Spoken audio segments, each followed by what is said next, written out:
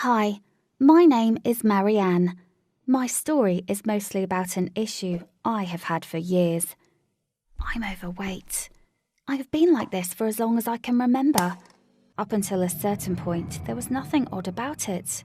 Until the day that made this story worth telling. A day that I will never forget. Several months ago, I realised that I had trouble meeting new people and expressing myself. So I decided to take an improv class. I joined a junior group with guys around my age. Most of them were high school students. I mean, it was never easy for me, and I've been making these small steps out of my comfort zone. But wait, that's not what this story is about. Out of all the guys I met at improv, there was one named Josh. He was the kind of guy everyone notices first. He's hot. Dimpled cheeks, big green eyes, the most beautiful smile ever. And what's most important to this story is he's fit. He's a swimmer.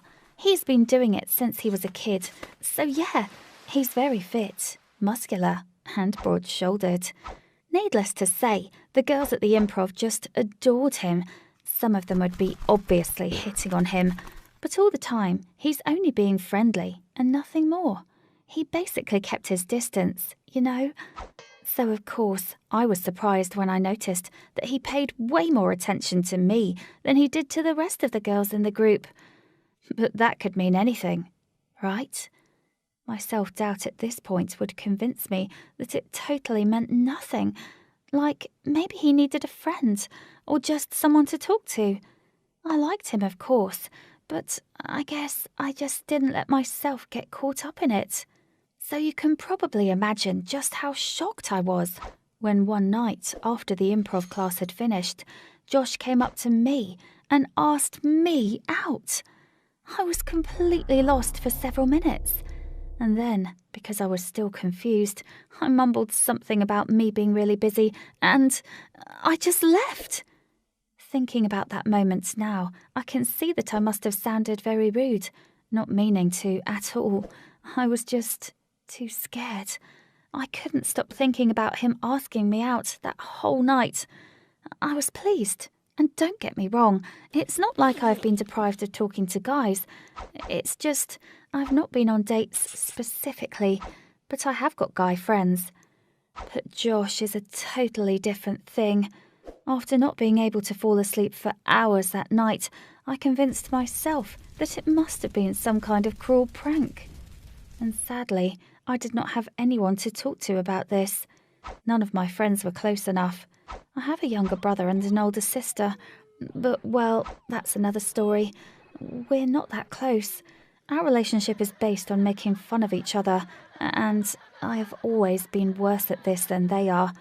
The jokes are mostly about my weight, and, you know, I've been fine with that, I guess. Well, at some point a couple of years ago, I started to make jokes about myself and my weight, acting like I was comfortable with it. So, as you can see, asking them what I should do about Josh was never an option. So again, I considered this whole thing a twisted joke, because I thought that was the most legit option. Of course, my reaction was to try to stay away from Josh. I mean, literally, I tried everything. Like, to pick a group he wasn't even in when we were doing our exercises at the improv class. Every time he looked like he wanted to talk to me, I would vanish. He wasn't intrusive or anything. He actually seemed puzzled and sad, since I never said no, but I never said yes either. Sure, he noticed that I liked him, so the whole situation looked like a mess from his perspective.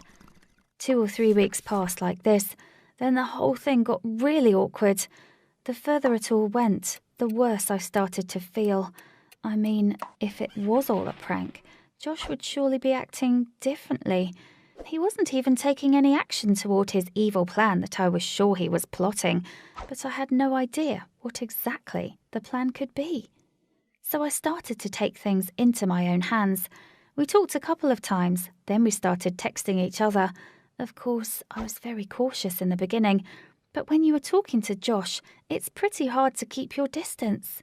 After a week or so, Josh asked me out again, and this time I said yes. For the next month, I was probably happier than I had ever been before. As I said, I'd never dated a guy before, and Josh really felt like a blessing. I mean, it felt like a dream. I knew that he was good looking and a great person, but when we started dating, I learned that he was also very kind and loving and perfect. He would come up with amazing date ideas, so it was not just about going to see a movie and having a coffee after. One night, Josh took me to the top of the tallest building in our town. It's a 40-something story business centre. His friend's dad worked there as a security guard, so he asked him to let us on the roof to watch the city at night. And all of this was a total surprise. First of all, it was just euphoria. But then I started to notice things. I know what you're thinking. Josh must have been hiding something, or there must have been something he wanted. But no, it was never about him. It was about me. It was about little things that kept happening around us. I would catch the surprised looks from people passing by when they saw us holding hands or kissing. It's not like people were pointing fingers and laughing. Not that bad, of course. But I didn't feel very secure being in public, so I quickly caught every little grin toward us when we were walking down the street. That was just the beginning. Girls at the improv class were jealous for sure. After one of the classes, I overheard a conversation. One of them said, "I think we need to give Josh a pair of glasses or something." And then the rest of them laughed. I still remember that moment in detail, word by word. That was the first thing that really hurt. And it only got worse when my siblings found out. They refused to believe me for the first couple of days. That was unpleasant. Then I showed them the pictures, and yes, now all of their jokes were about me and Josh.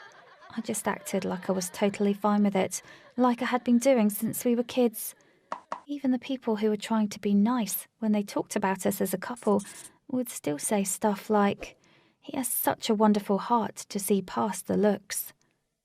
It came to the point where I could not take it anymore.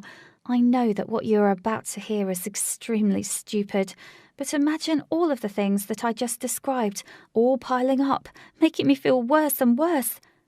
So after another roast from my younger sister, I called Josh and said that we needed to break up. Yes, I dumped him.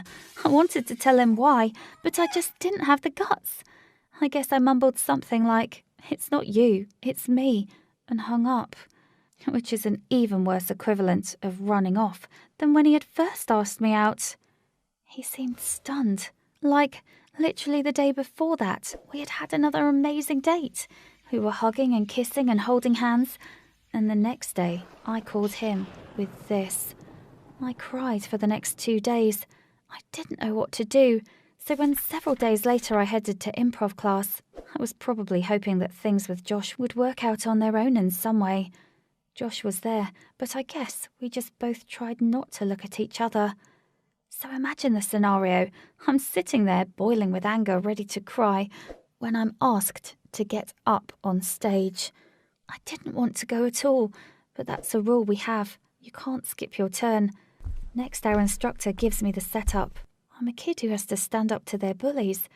I mean, how do things like this even happen? Later, everyone would say that it was my best performance ever. I put all my pain into it, and I got so deep into the character that suddenly something seemed to click inside me. I know it sounds a bit strange, but when I finished and everyone was applauding me, I felt like a different person. And what happened next felt like some kind of eclipse, really. I turned to Josh and said, "I love you, Josh." Several moments passed in total silence.